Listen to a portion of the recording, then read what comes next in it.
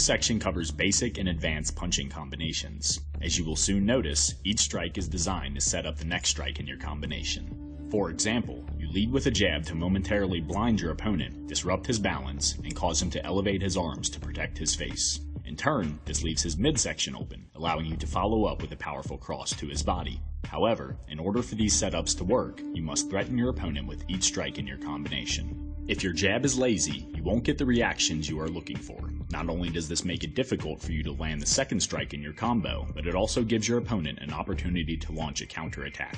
For the best results, work on developing perfect form instead of speed when first starting out. Focus on flowing from one strike to the next. Only after you have mastered this flow should you spend time on developing your power and quickness.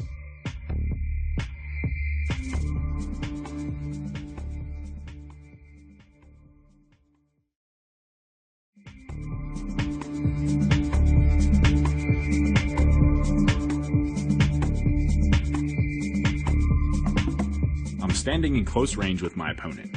To begin the combination, I throw a lead close-range hook to the side of my opponent's jaw, and then throw a lead mid-range hook as I back out. It is important to notice that with the first hook, I keep my hips square with my opponent, and with the second hook, I rotate my hips in a counterclockwise direction to deliver a more powerful punch. I recommend practicing this technique as much as possible because a lot of opponents will drop their guard when separating from the clinch.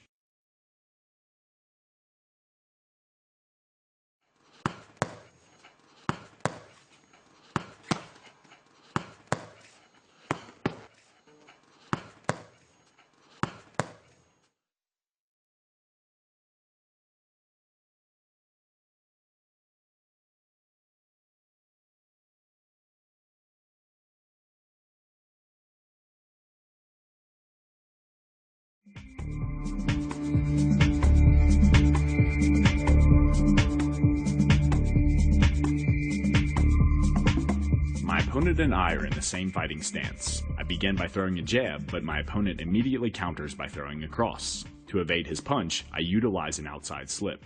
Instead of rotating my body in a clockwise direction and throwing a lead hook, I keep my hips spring-loaded, drop my left shoulder, and then unload my hips with a powerful lead uppercut, lifting his chin. To capitalize on his exposed face and keep him guessing, I throw a lead hook. After 2 lead hand strikes in a row, I conclude the combination with a right cross.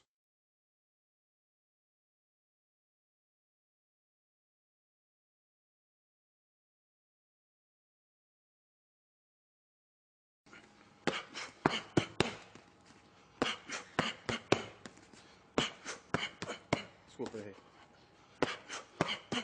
Aí. Aí. Isso.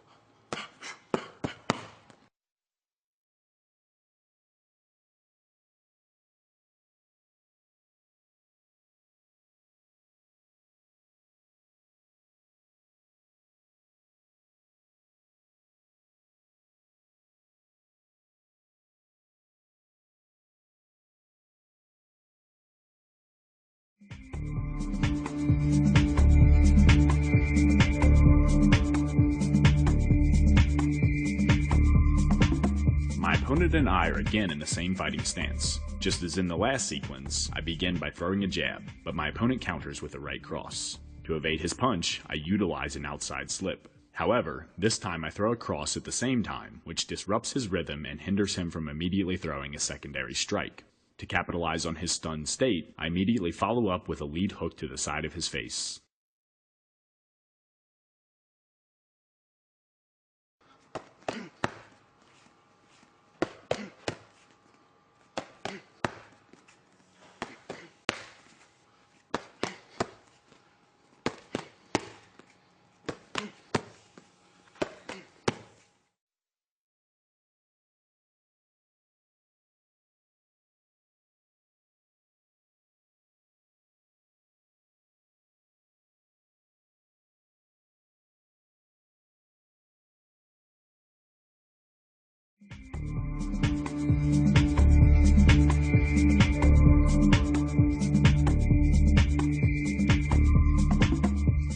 launch an offensive combination, there is a good chance that your opponent will counter with strikes of his own, and you must be ready to counter his counter. This is an excellent drill for developing these reactions. To begin, fire off 3 quick punches: a jab, a cross, and a lead hook. Upon landing your last punch, your training partner immediately fires off a cross, and you evade it using an outside slip. As he pulls his striking arm back into his stance, you fire off another 3 punches. Upon landing your last strike, your training partner immediately throws a jab.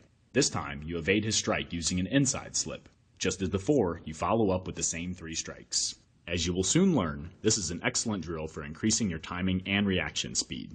The better you get at drills like these, the easier it will be to remain in the pocket while under fire. Instead of backing away from your opponent's strikes, which takes you out of range, you stay in the pocket, cause your opponent to miss, and cause him damage.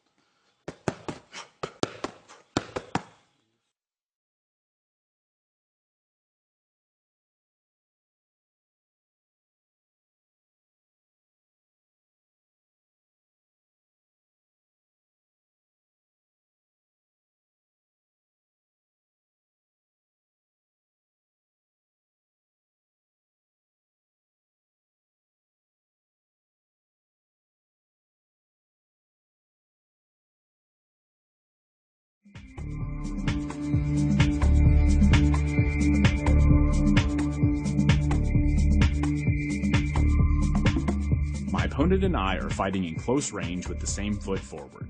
To initiate, I deliver a rear uppercut to his chin. With there being little distance for him to throw a jab or cross, he counters by launching a rear hook. I evade his shot by stepping my lead foot to the outside of his rear foot, dropping my elevation, and shifting my weight toward my left side. Not only do these actions cause his punch to sail over the top of my head, but it also positions me off to the side of his body and supplies me with a dominant angle of attack. To capitalize, I slide my rear foot toward my lead foot to re-establish my fighting stance and throw a lead hook at the same time. Without hesitating, I immediately follow up with a rear uppercut to his chin. The instant I land the second punch, my opponent's instinct is to turn toward me to square his hips with mine and eliminate my dominant angle of attack. To prevent him from accomplishing this goal, I circle around him in a clockwise direction.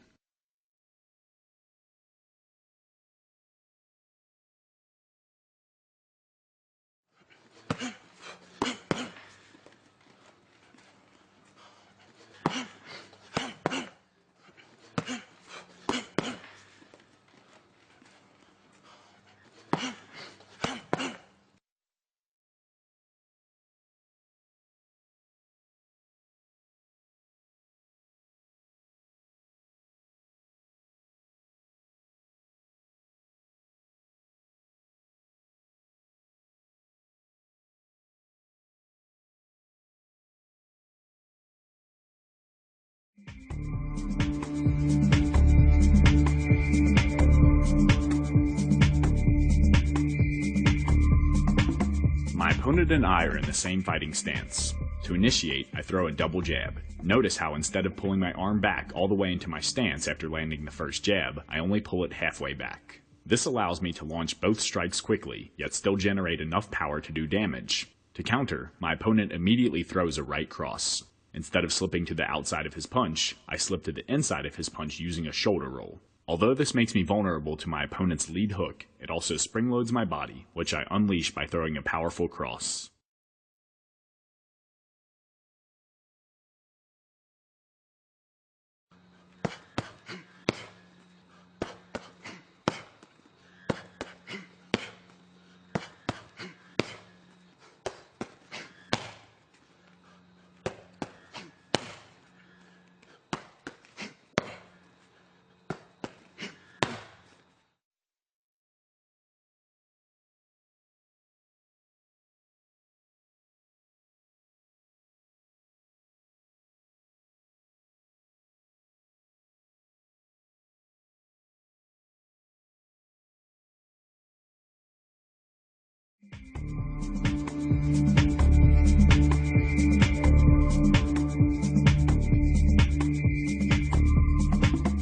this scenario, my opponent and I are in opposite fighting stances. To begin my attacking combination, I fire a jab at my opponent's face. Having just been hit, his first reaction is to throw a jab right back at me. To evade his punch, I rotate my body in a clockwise direction and employ an outside slip, causing him to miss. As he draws his jab back towards his body, I rotate in a counterclockwise direction and throw a lead hook to the left side of his face. This causes him to think my next strike will come from my rear hand, but to switch things up, I throw a second lead hook with my right hand. It is very important to pay attention to my lead foot when I throw the second hook. Instead of keeping it planted on the mat, I step it further to the outside of my opponent's lead right leg, giving me a more dominant angle of attack. To capitalize on that angle, I throw a straight left cross at his center line, and then circle around towards his back before he can square his hips up with mine and launch a counterattack.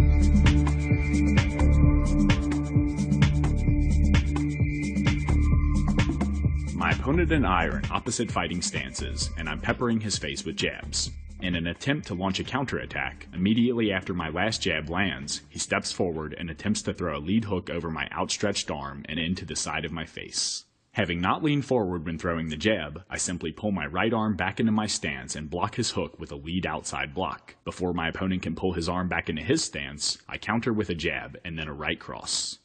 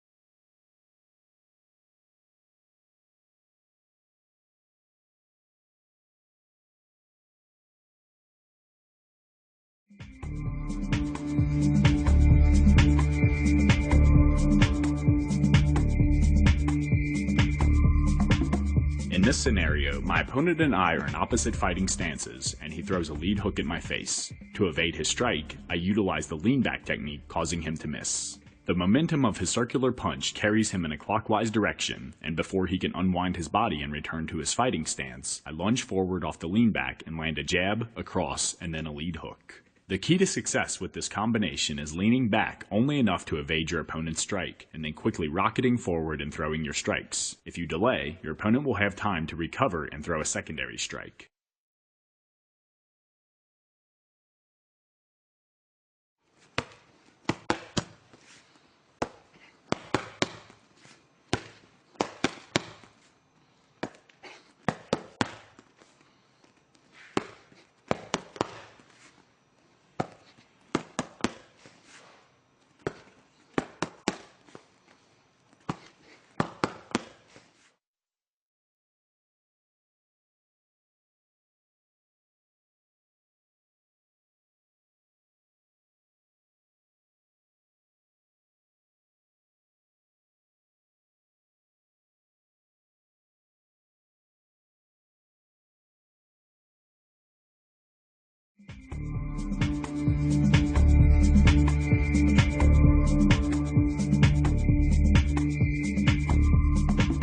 My opponent and I are in opposite fighting stances, and I throw a jab-cross combination at his face. Having just landed 2 strikes, he immediately throws a cross of his own. To counter, I utilize an inside slip, and before he can pull his arm back into his stance, I land another jab, cross, and jab. When fighting, it is unrealistic to think that you can throw 5 or 6 punches without your opponent striking back. Practicing combinations such as this one will not only prepare you for the inevitable counter strikes, but also to counter your opponent's counters.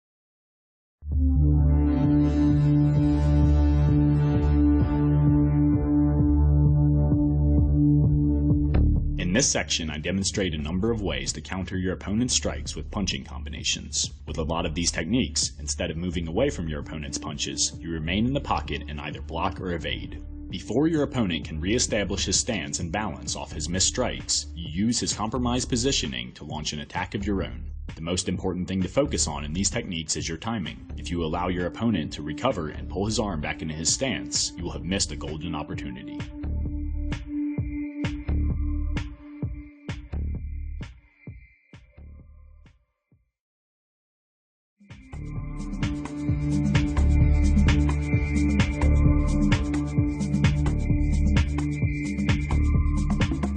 I begin this combination by parrying my opponent's jab and countering with a jab of my own. After causing your opponent damage every time he jabs, chances are he will get more hesitant with future jabs and either begin leaning his head backwards or dropping his rear hand in front of his jaw to catch your counter jab. Either way, it allows you to strike the side of his face with a lead hook immediately after throwing your jab.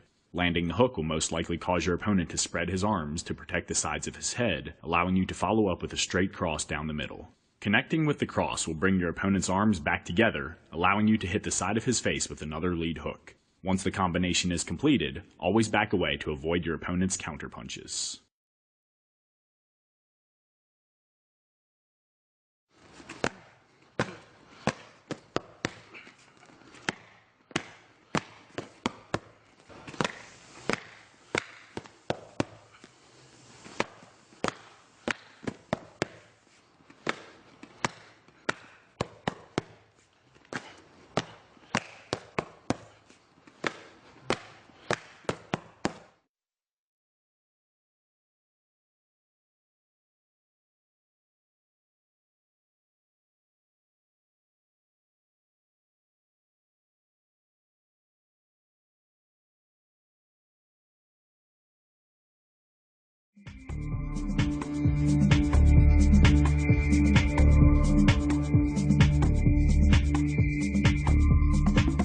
This combination is very similar to the previous one, except here I am using a lead parry to evade my opponent's cross. Just as before, I immediately throw a jab off the parry, hitting my opponent before he can throw his secondary strike. After several repetitions, I unleash my combination by following my jab with a cross.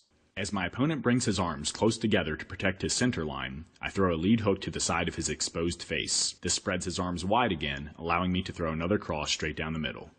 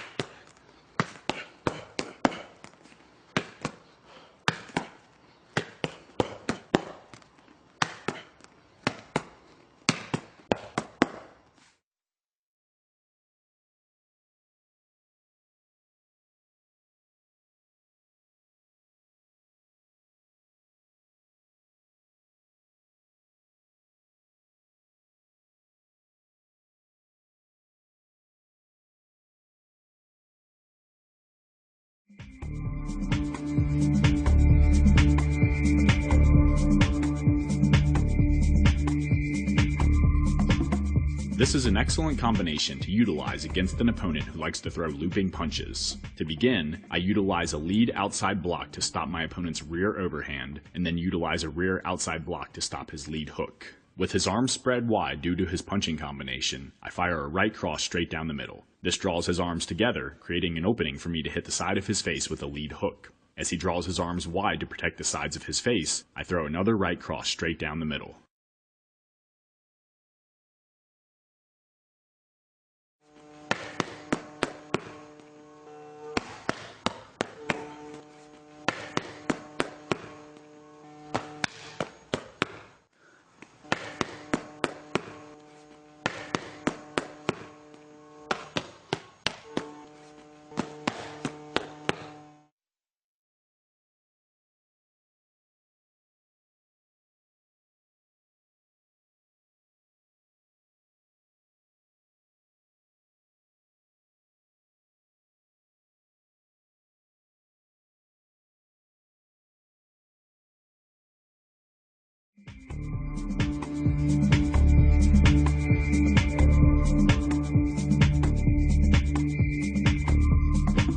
My opponent and I are in the same fighting stance, and I slip to the outside of his jab and counter with a jab of my own. Before he can pull his jab back into his stance, I throw a rear uppercut underneath his outstretched arm, lifting his chin. This exposes the sides of his face, allowing me to follow up with a lead hook. As my opponent spreads his arms to protect the sides of his face, I throw another rear uppercut straight up the middle.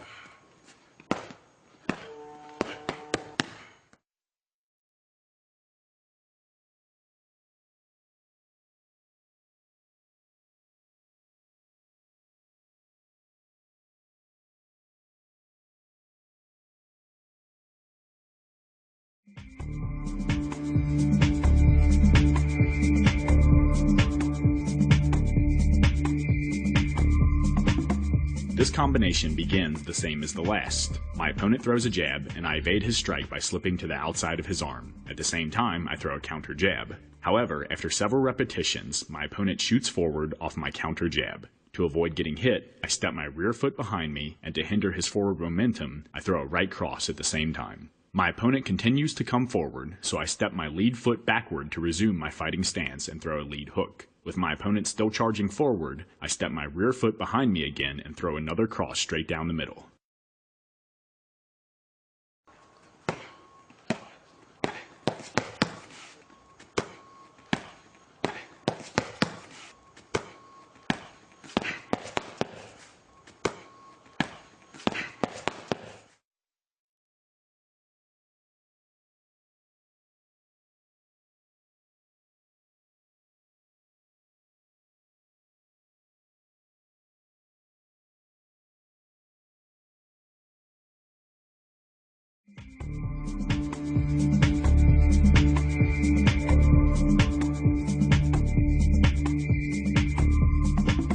In this combination, my opponent and I are in the same fighting stance and he throws a right cross. To evade his punch, I utilize a lead sidestep, and to make him pay, I throw a counter cross at the same time. After several repetitions, I notice my opponent's hands coming together every time I throw the counter cross, so I immediately follow up with a lead hook to the side of his jaw. This causes his arms to separate, creating an opportunity for me to throw a rear uppercut straight up the middle, elevating his chin. This exposes the sides of his face, and I capitalize on that by throwing another lead hook. With his center line once again exposed, I conclude the combination with an overhand right or cross.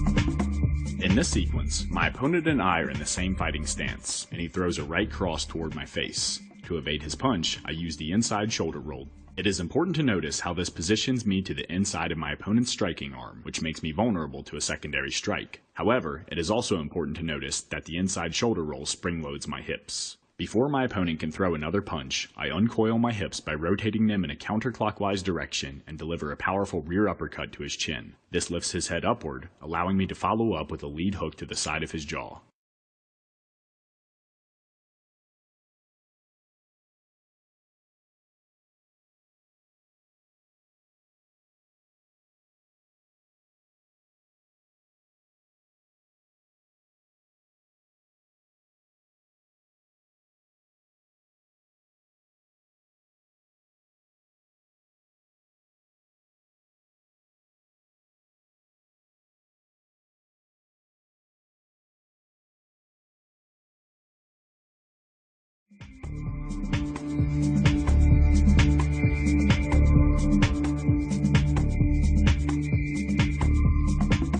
This combination begins the same as the last. My opponent throws a right cross from the same fighting stance, and I evade his strike using an inside shoulder roll. Before he can launch a second strike, I uncoil my hips and throw a rear uppercut. This lifts his chin and allows me to deliver a lead hook to his jaw. Instead of finishing the combination with the hook, I see that my opponent is injured. To capitalize, I throw a cross straight down the middle and follow up with another lead hook.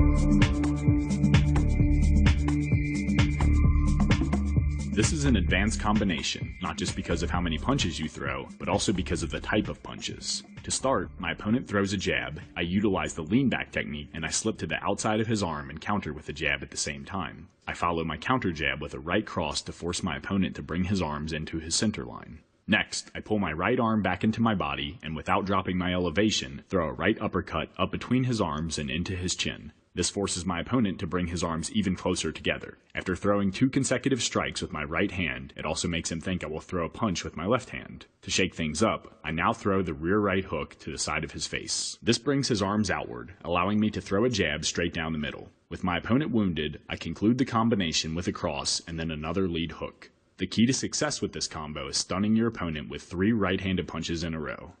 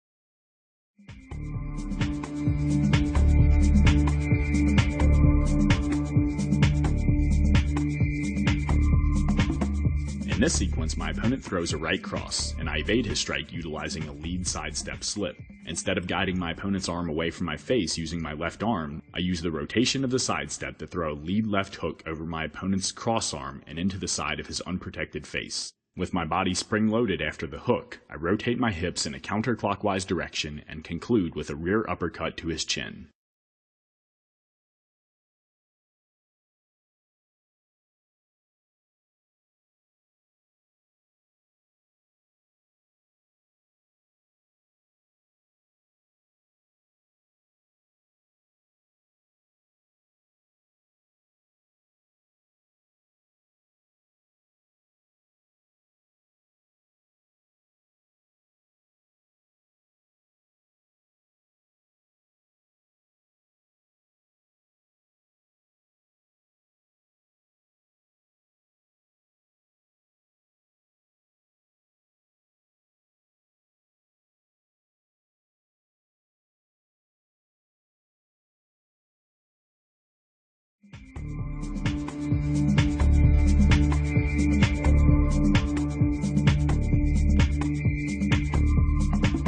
This combination begins the same as the last. My opponent steps forward with a cross, and I evade his strike utilizing a lead sidestep slip and counter lead hook. After several repetitions, I unleash a lightning-fast combination to overwhelm my opponent. This combination is constructed from a lead hook, a rear hook, another lead hook, and then another rear hook. It is important to notice that I am not dramatically turning my hips on each punch. Instead, I throw the punches using a very slight rotation to land them as quickly as possible.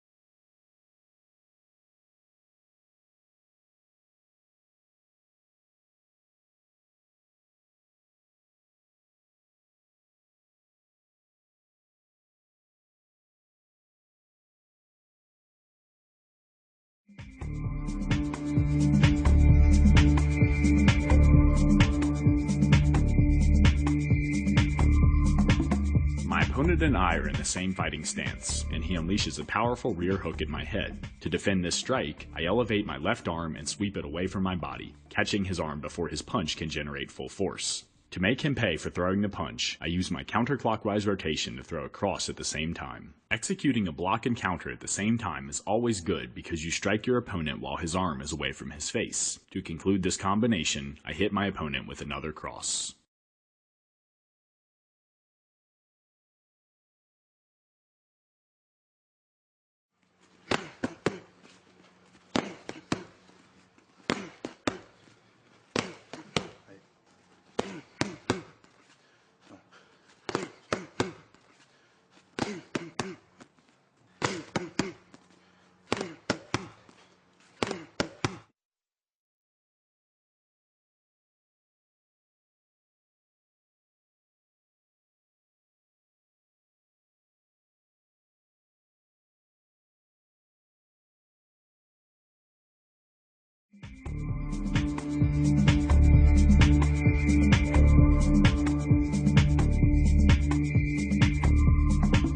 My opponent and I are in the same fighting stance. He throws a jab, and I evade his strike utilizing a rear parry. However, it is important to notice that I parry his fist downward instead of to the outside of my body. This allows me to throw an immediate counter cross over his extended arm and into his face. To conclude the combination, I throw a lead hook.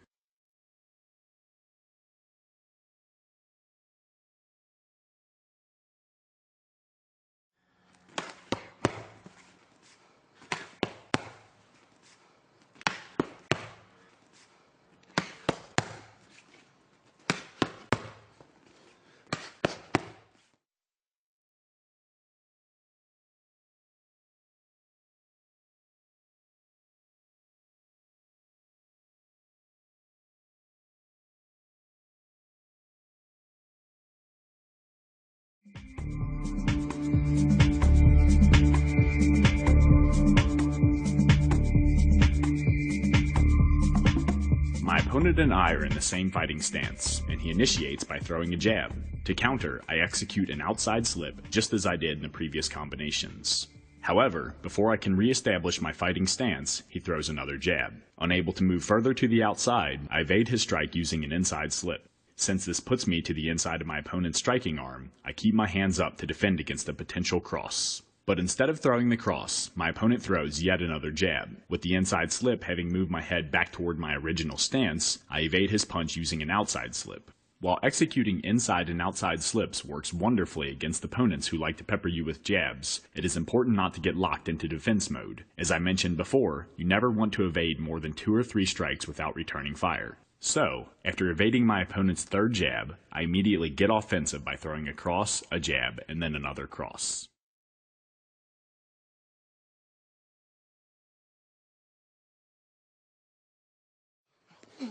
Straight.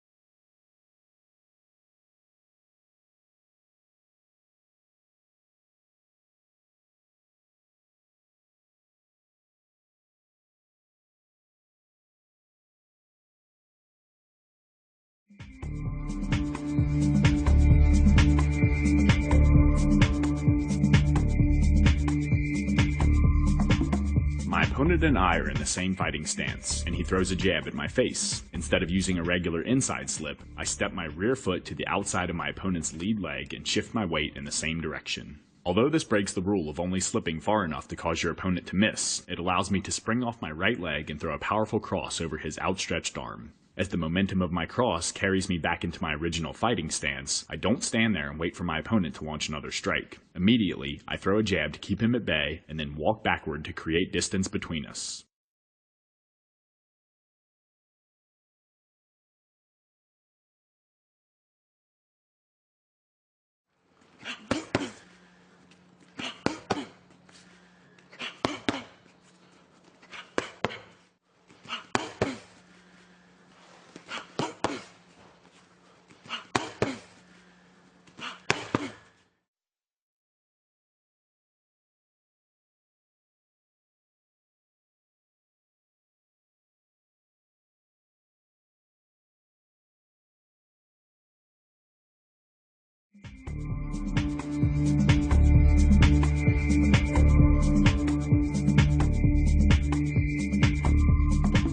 My opponent and I are in the same fighting stance, and he throws a right cross. To evade his punch, I utilize a regular outside slip. However, once I execute the slip, I get creative with my counter by blending a lead uppercut with an inside pivot. This accomplishes 3 goals. Due to my rotation, it allows me to strike my opponent while his arm is still outstretched. It allows me to avoid his secondary punch, and it allows me to establish a dominant angle of attack. Once you establish that dominant angle, you can either launch another strike or back away from your opponent, as I do here.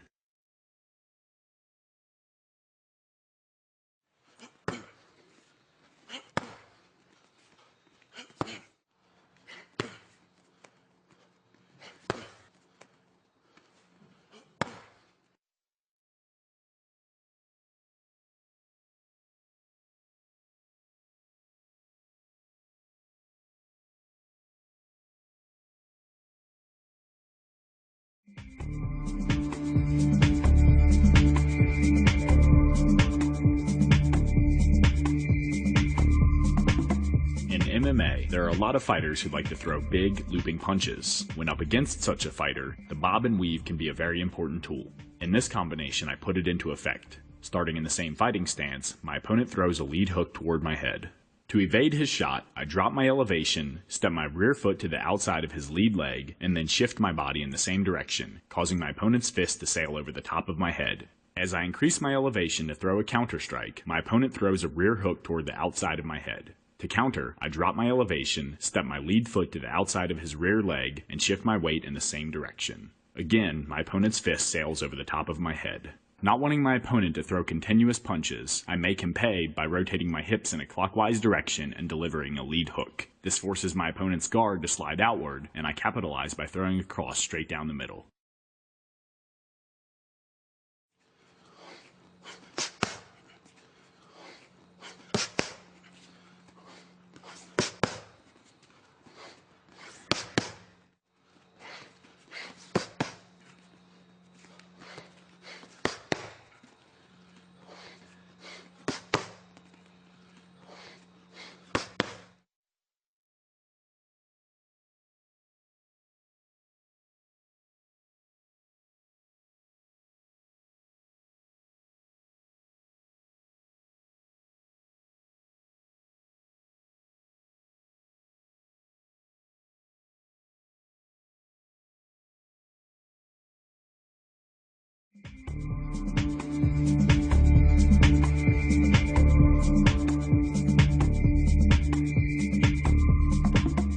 This is an excellent drill to practice when your upcoming opponent has a tendency to be overly aggressive. Instead of simply backing away from his strikes, you back away and fire off strikes of your own. Notice how as I step my lead foot back to move away from him, I throw a jab.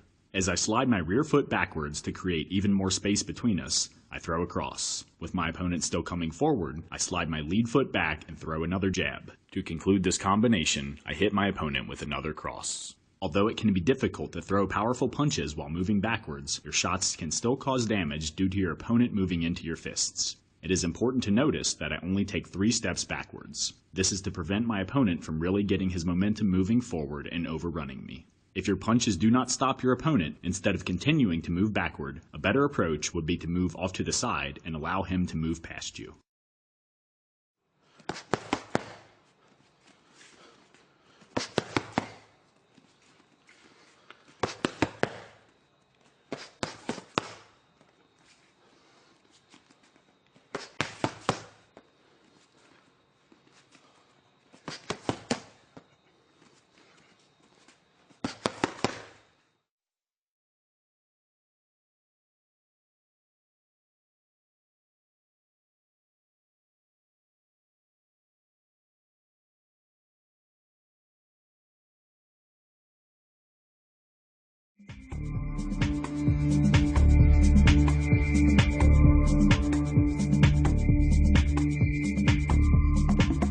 It is important to never get stuck in defensive mode, even when your opponent is unleashing with a combination. You always want to make him pay.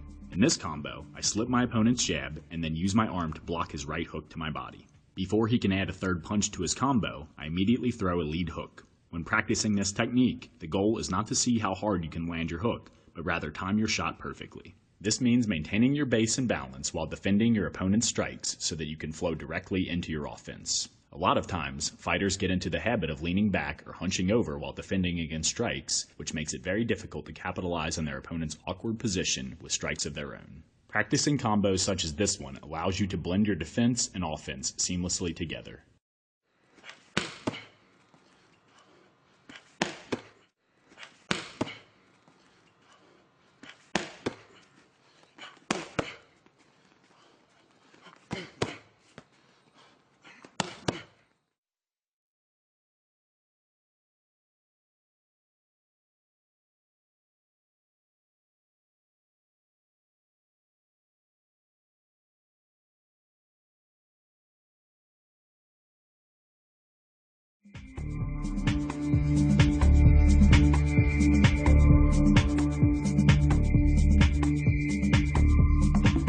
My opponent and I are in the same stance, fighting in close range. He initiates by throwing a powerful rear uppercut at my jaw.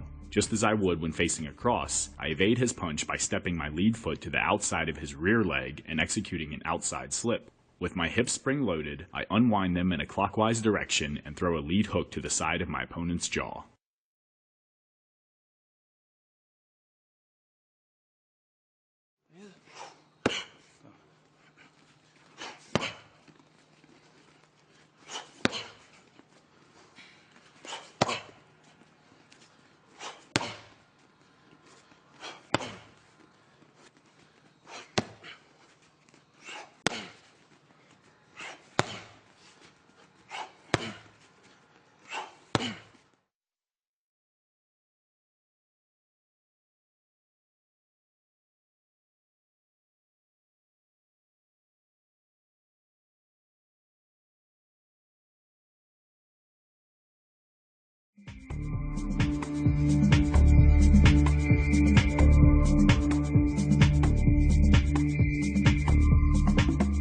This is another combination that will not only help you blend your various defenses together, but also blend your defenses with your offenses. The combination involves slipping your opponent's jab, slipping his cross, blocking his lead hook, and then blocking his rear hook. Maintaining your base and balance throughout this entire defensive sequence, you immediately follow up with a combination of your own. In this case, I throw a lead hook, a cross, a jab, and then another cross. The combo you choose to throw is not important. What is important is following up before your opponent can recover his base and balance from his failed combination.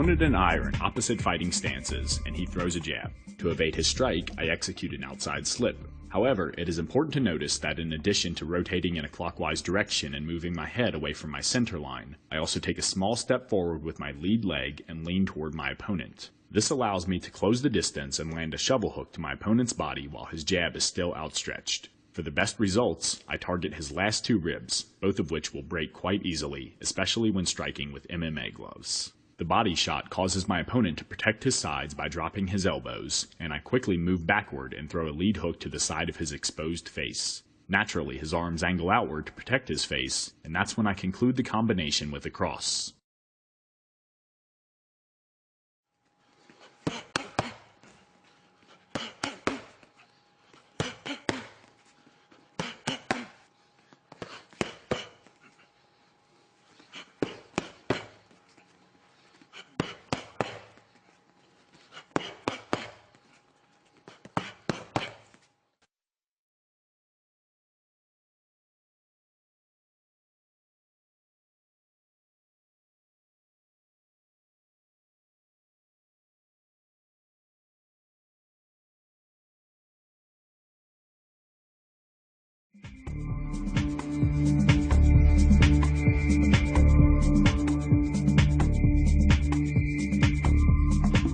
My opponent and I are in opposite fighting stances. He steps his left foot to the outside of my right, acquiring a dominant angle of attack, and throws a lead hook at my head. Immediately, I evade his punch using the bob and weave. To accomplish this, I drop my elevation by bending at the knees, causing his strike to sail over the top of my head. However, as I drop my level, it is very important to notice that I circle my right foot around to the outside of my opponent's left leg. Not only does this eliminate his dominant angle of attack, it gives me a dominant angle of attack. To capitalize on this, I throw a lead hook before he can pull his arm back into his stance, striking the side of his exposed face. Immediately after landing the shot, I throw a rear uppercut, and then another lead hook.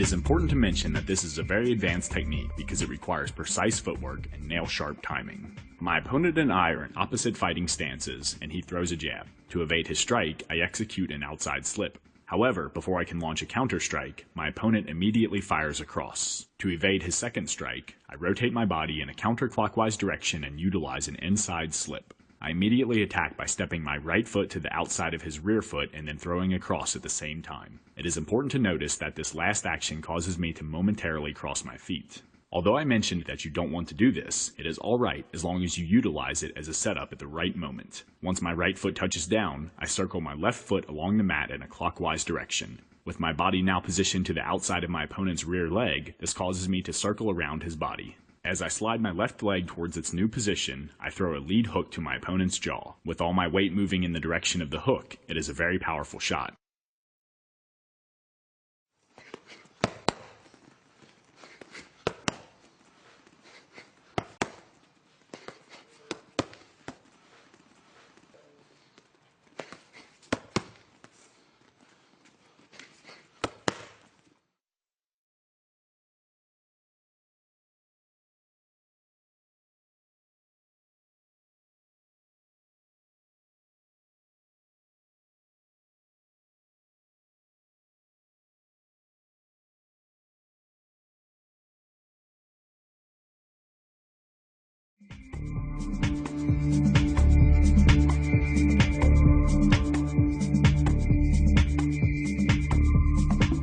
In this sequence, I demonstrate how acquiring a dominant angle of attack can create an opportunity to land a number of hard strikes. Starting off in an opposite fighting stance as my opponent, he throws a right cross and I evade his punch by rotating in a counterclockwise direction and slipping to the outside of his arm. Before he can pull his arm back into his stance, I rotate in a clockwise direction and throw a rear uppercut at his chin, lifting his head. This allows me to throw a lead hook to the side of his face. Having hit my opponent with several punches in a row, his natural reaction is to strike back. Immediately after landing the lead hook, he throws another cross at my face. Instead of slipping his punch, I utilize a cross step. To accomplish this, I step my lead foot across my body into the outside of his rear leg. The instant my right foot touches down, I shift my weight onto my right leg and begin rotating my left leg and hips in a clockwise direction. As I square my hips with the side of my opponent's body, I immediately throw a cross. It is important to notice that I launch my cross while my left leg is still swinging into position. Although this zaps some of the power from my punch, it allows me to quickly attack my opponent from my dominant angle.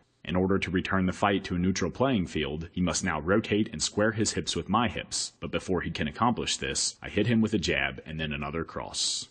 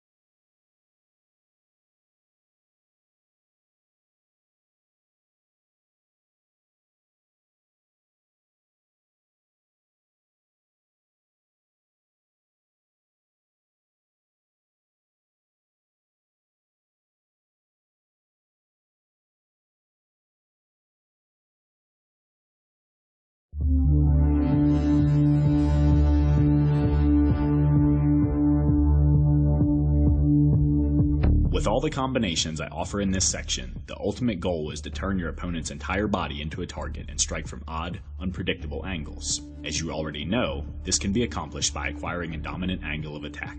However, standing face to face with your opponent, it can be very difficult to establish a dominant angle through footwork alone. The instant you step off to your opponent's side to achieve a dominant angle, he squares his hips in relation to yours to eliminate it.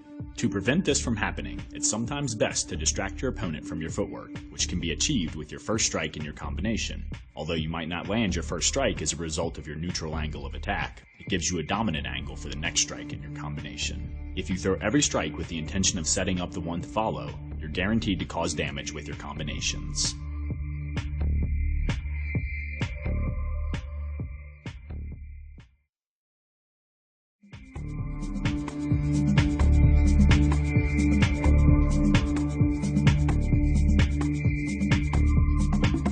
In this sequence, I demonstrate how to throw 2 consecutive rear Thai kicks, which is one of the first combinations that Muay Thai fighters learn. This technique comes in handy because a lot of times your opponent will check your first kick by elevating his leg. As he drops his foot to the canvas, you immediately launch a second Thai kick with the same leg, catching him in the midsection before he can elevate his leg and check your second kick. The key to success with this particular combination is speed. Instead of re-establishing your base after your first kick, you launch your second kick the instant your foot touches the canvas. This is often very difficult when first starting out because not only does it require a lot of hip movement, it also requires perfect form. If you lean back or to either side on your first kick, you won't have the balance needed to immediately fire off your second kick. I strongly suggest practicing this technique as much as possible on the Thai pads as shown in this sequence.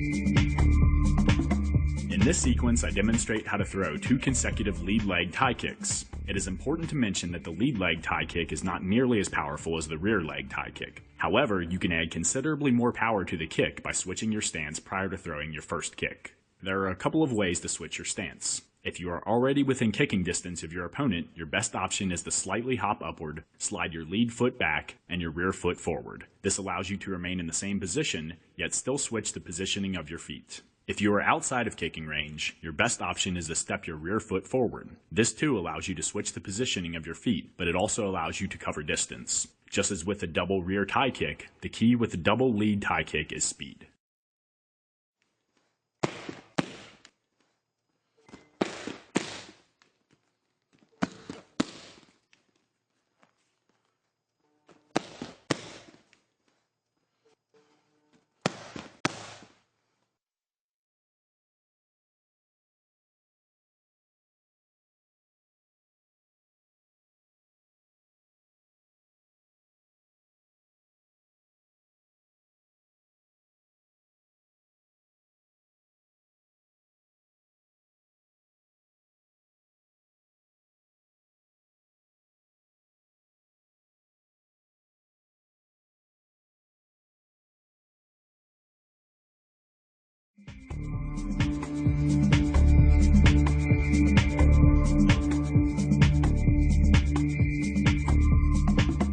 In this sequence, I demonstrate how to throw 2 straight knees in a row with both your lead and rear leg.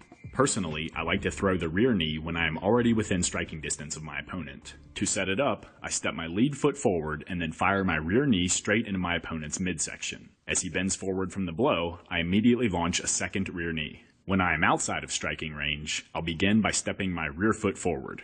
In addition to allowing me to cover added distance, it also puts my lead leg behind me, which allows me again to throw a powerful knee. With both versions, it is important to fire the second knee immediately after the first knee to capitalize on your opponent's stunned state. To accomplish this, bring your foot back to the canvas after the first knee, step your lead foot slightly forward to remain in striking range, and then push off the mat with your rear foot and launch your second knee. Each of these steps must be done in a fraction of a second, so I recommend practicing the combo as much as possible on the pads.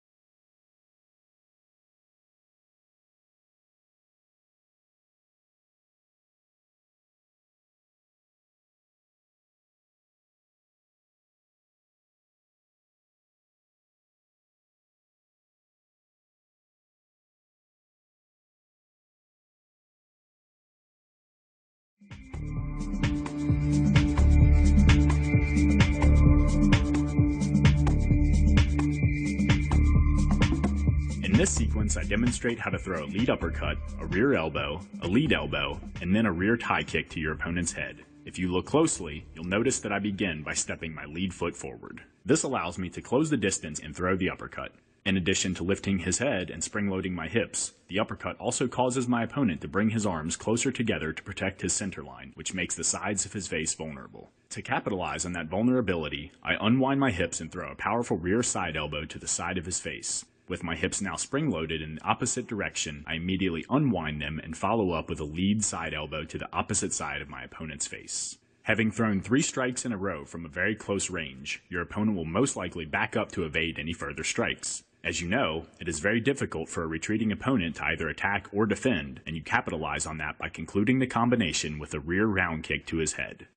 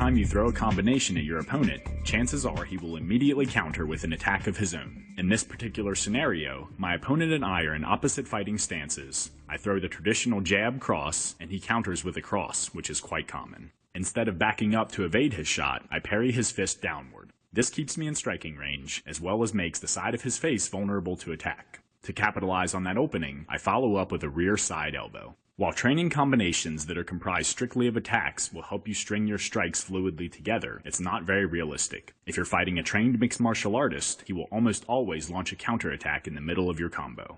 For each strike you throw, he has countless countering options, but usually there will be one option more utilized than others. In this case, the cross is a very common counter to the jab-cross combination. By learning what your opponent's common reactions will be to your strikes, you can build combinations that can nullify and capitalize upon those reactions.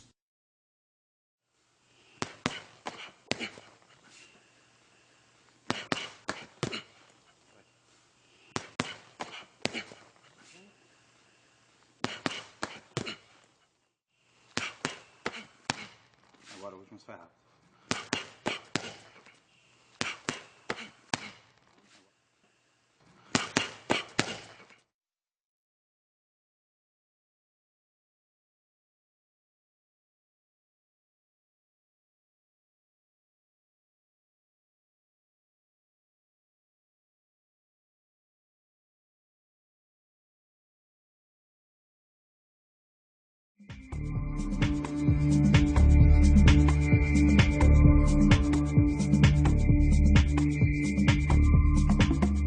In this sequence, my opponent and I are in opposite stances, and I throw a jab at his face, and he immediately counters with a jab of his own. Instead of parrying his punch, I evade it by utilizing a lean back. This is accomplished by stepping my rear foot further behind me and shifting my weight onto my rear leg. As my opponent pulls his arm back into his stance, I rocket my body forward and throw a rear knee to his midsection. The key to success with this technique is only leaning back far enough to cause your opponent to miss with his jab. This allows you to follow his hand as he pulls his arm back into his body and counter with a knee before he can launch a secondary strike. If you lean back too far, it takes longer to close the gap, which might result in you eating your opponent's secondary punch. If you don't lean back far enough, you'll get hit with the jab. For this reason, I recommend using the lean back only after you have figured out the exact range of your opponent's punches.